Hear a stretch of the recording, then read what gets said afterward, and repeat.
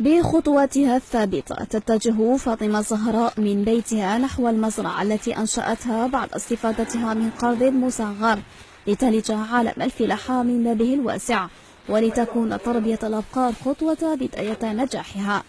عندي كاباسيتي باش نقوم ببقرة نتهلا فيها بحال أي إنسان، الرفق بالحيوان، نقع عليها نشربها، عندها منظمة لها أوقات الأكل تاعها أوقات الشرب تاعها. استفادت من امتيازات مالية وامتيازات غير مالية. فيما يخص الامتيازات المالية تخفيض نسبة الفوائد إلى نسبة 100%، وكذلك الإعفاءات الضريبية. أما فيما يخص الامتيازات الغير مالية استفادت من تكوين في كيفية سير المؤسسة المصغرة، استفادت من النصح من التوجيه.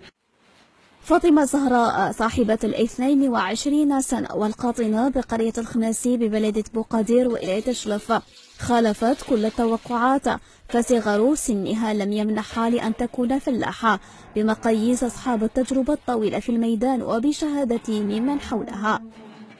بنت حبت مشروع تاع تربية الأبقار، طرحت عليها الفكرة، ما درتلاش اعتراض ولا سهلت عليها، قالت لي نكون ملف، وراهي لحد الآن نشوف فيها ناشطة منظمة الأوقات تاعها معهم.